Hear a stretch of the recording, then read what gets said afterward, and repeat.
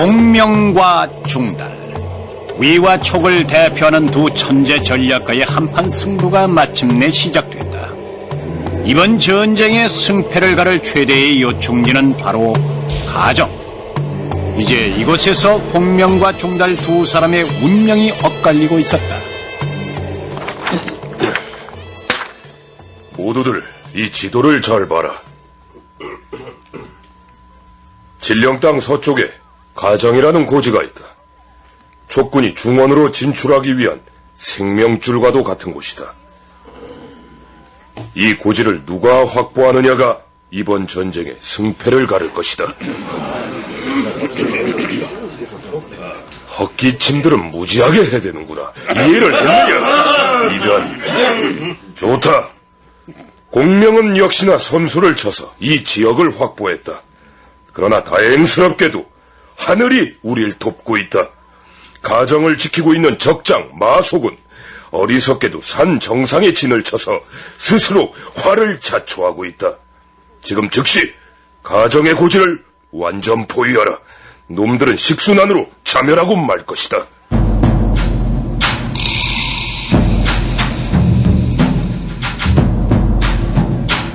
가정의 포위는 완료됐다.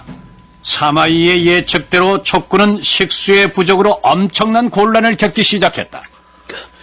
장군님, 마실 물이 모두 떨어졌습니다. 병사들의 기갈이 심각한 수준입니다. 우물을 파라. 어딘가에 물이 나올 것이다.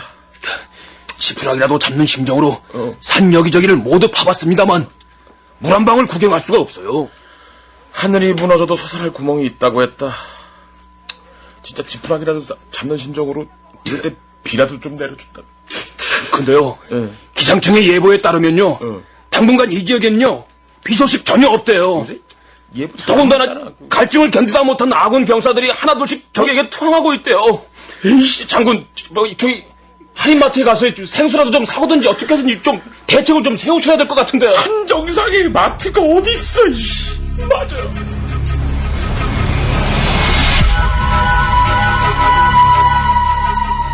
마속이 가정고지의 산 정상에 진을 쳤다는 소식은 얼마 후 공명에게도 전해졌다. 공명은 경악하고 있었다. 마속, 덜 떨어진 놈, 이 바보 같은 놈! 천하에 이런 어리석은 포진이 어디 있다는 말이냐? 아니, 승상, 마속의 포진이 뭐가 잘못된 거라도... 가정의 고지에는 물이 없다. 만약 저기 산길을 끊고 포위를 해버리면 어쩔 셈이냐? 대사는 그르쳤다. 마속, 네가 나를 망치는구나. 아니, 산꼭대기라면 몰라도 가정에 물이 없다. 승상, 그럼 제가 급히 달려가서 승상의 명의라 하여 마속에게 시정을 명하겠습니다. 어떻게? 공간 이동? 축지법으로? 이미 늦었다. 사마일은 그럴 시간을 주지 않을 것이야. 그렇다. 공명의 우려대로 사마이는 완벽한 포위망을 구축한 채 마속의 촉군을 압박하고 있었다.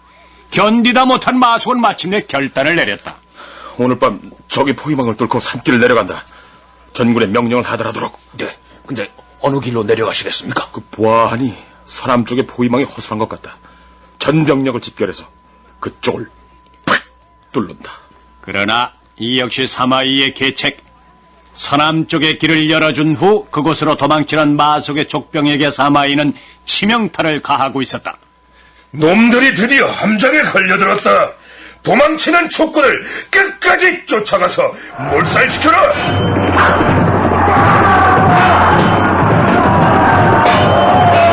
가정의 함락과 함께 촉군은 전 전선에 걸쳐서 붕괴되기 시작했다.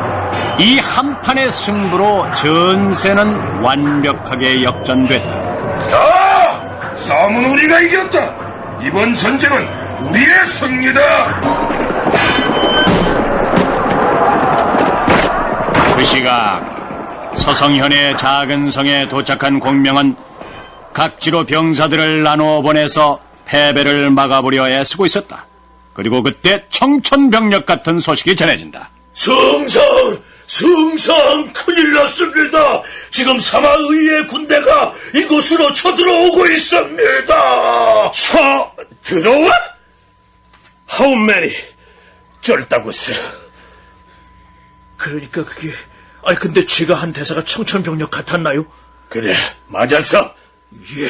얼마나 돼? 쫄다고 이슈, 어바웃, 대시, 10,000이지? 예, 10만이, 아니요, 한드레드 다우전트. 10만이 넘는 것 같습니다. 각시로 병사들을 나눠보낸 뒤 지금 공명 곁에는 겨우 1,000명도 되지 않는 병사들이 있을 뿐이었다. 절체절명의 위기. 그러나 공명은 동요하지 않았다. 얻을 거 없다. 나는 동요 안 해. 나는 가요할 거야. 쿵짝 쿵짝 쿵짜작 쿵짝 비콰이엇. 것들이 같이 놀라 그래. 같이 놀려고. 승상, 이런 경우엔 과연 우리가 어찌해야 좋겠습니까? 지금부터 내 명령에 따라 신속하게 움직여라. 먼저 4개의 성문을 모두 활짝 열고 성문 앞은 물을 뿌리고 청소를 해라. 마치 손님을 맞이하듯 평온한 분위기를 연출해라. 아니, 대학교 때 연극한 거. 근데 승상, 그게 무슨 말씀이십니까? 아니, 성문을 꽉꽉 닫아도 모자라는 판인데 성문을 활짝 열다니요? 가라면 훌라당 바라당 가라! 함부로 소란 피우는 자는 그 자리에서 베어버리겠다. 모두 자기 자리에서 가만히 있다가 적이 가까이 오면 조는 척하고, 일단의 병사들은 성문 앞에서 천진난만하게 놀이를 즐겨라. 명령을 끝낸 공명은 성루 꼭대기에 올라가서 단정히에 앉아 검은고를 켜기 시작했다. 적의 대군을 코앞에 두고 공명은 지금 무슨 짓을 하고 있는 것일까?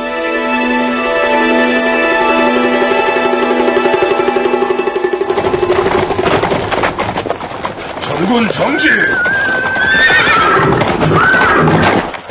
아니 이게 뭔 일이라니? 잠시 후 사마이가 이끄는 15만 병력이 마침내 서성현에 도착했다. 근데 필사적인 적의 저항을 예상했던 위나라 병사들 앞에 지금 실로 괴이한 장면이 연출되고 있었다. 4개의 성문은 활짝 열려있고 성문을 지키는 병사들은 꾸벅꾸벅 졸고 있으며 몇 명의 병사들은 한가로이 쎄쎄쎄를 하고 있었다. 자, 전태일 병사. 전태일 병사. 쎄쎄쎄. 푸른 하늘 은하수. 그거 딱딱 맞춰 왜? 다시. 쎄쎄쎄. 한가로이. 쎄쎄쎄. 푸른 하늘 은하수. 어머나? 그치? 이게 맞아. 놀고 있다, 그치? 그런가 하면 다른 쪽에선 또 이런 장면이 연출되고 있었다. 대한민국! 대한민국! 이겨라! 이겨라! 우리 선수 이겨라! 자기야, 우리가 지금 위나라 병사들이거라냐? 근데 우리가 지금 여기 쳐들어온 거거라냐? 에이 몰라 전화 야 지금 올림픽 6등 결승줄 하는데 귀찮게 야 쳐들어 오든 말든 우리 선수가 상대 선수로 이렇게 쳐들어 맺혀야지 야 잠깐만 그렇죠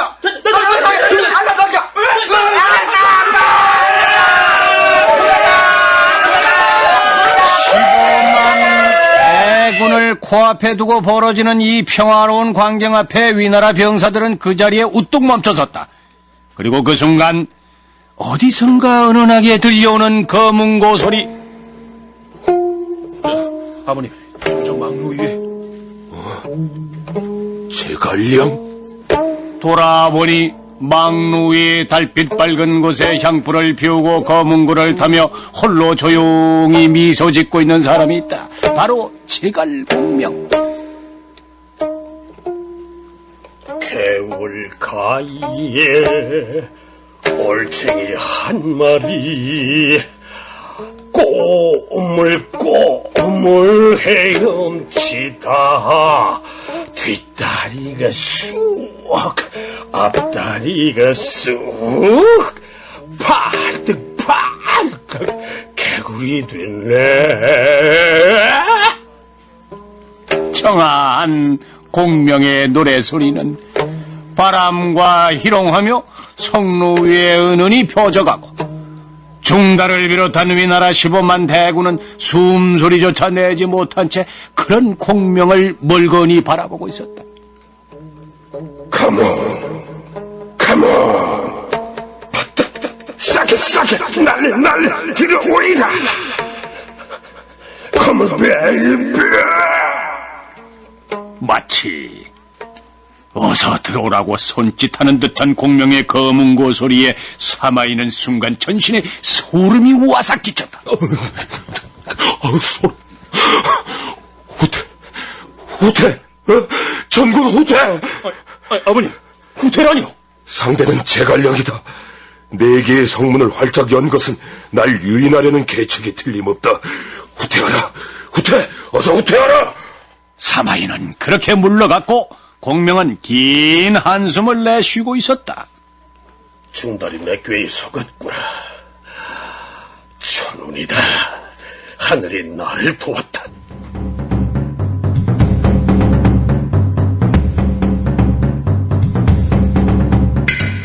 이것이 바로 그 유명한 공명의 공성지계.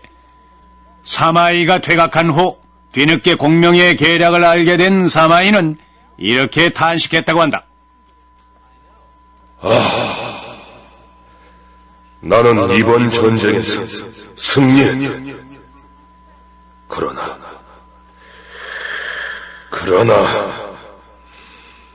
결국 공명에겐 이기지 못했다.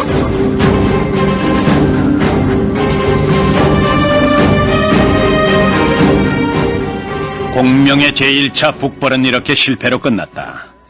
일찍이 없었던 대패를 맛본 공명은 전군을 한중으로 철수시켰고 필연적으로 이제 패배의 책임을 묻는 군사재판이 그 뒤를 따랐다. 마속을 끌고 와라. 어서. 승상! 이 어리석은 놈아. 어릴 적부터 병서를 읽은 네 재주를 중히 여겼건만 어찌 이런 어리석은 실수를 저질렀느냐? 승상, 저는 병법대로 했을 뿐입니다. 이 책에 있는 고지고대로 했어요. 여기 봐요. 이게 17장 50페이지 셋째 줄. 하여튼 여기서 이제 높은 곳에 위치하여 낮은 곳을 공격하라. 이 책에도 나와 있는 전술입니다. 아니 어떠리고 꼬박꼬박 말댔고 이런 멍청이 이론과 실제가 다르다는 것을 어찌 모르느냐? 마속, 너는 아직도 네 잘못을 깨닫지 못하고 있구나. 마속은 공명의 사랑을 받아온 평소의 버릇이 살아나서 지금도 공명에게 어리광을 부리고 있었다. 그런 마속을 공명은 애처롭게 바라보고 있었다. 속아, 내 너를 비록 아끼지만 군법은 엄격한 것이다. 너의 유족은 내가 성심껏 부양하겠다. 모두 들어라. 군법대로 집행한다. 마속은 사형이다. 마속은 그제서야 진심으로 울며 후회하고 있었다. 승상 제가 잘못해서 제가 어리석어서 아니 뭐들 하느냐? 어서 마속을 끌어내 목을 베라. 승상, 마속이 비록 한 번 실수를 했다곤 하지만은 마속은 4.0기가짜리 586 컴퓨터와 같은 보기 드문 인지호수입니다. 한 번만, 딱 한 번만 용서를 좀 해주시죠. 그의 재능이 정말 아깝습니다. 아니요. 공과 사는 엄격히 구별돼야 하오. 마속을 사랑하기에 더더욱 그를 바라야 하는 것이오. 아니 뭐들 하느냐? 어서 마속의 목을 베라. 승상, 부디 대업을 이루소서. 하늘에서 승상의 무를 빌겠습니다. 그럼 안녕히 계십시오. 잠시 후 마속은 처형됐다. 초계 건홍 원년, 이때 마속의 나이 39세, 공명은 마속의 목을 끌어안고 울고 있었다. 속아, 모든 게 내 불찰이다. 내 어리석음을 부디 용서해다오.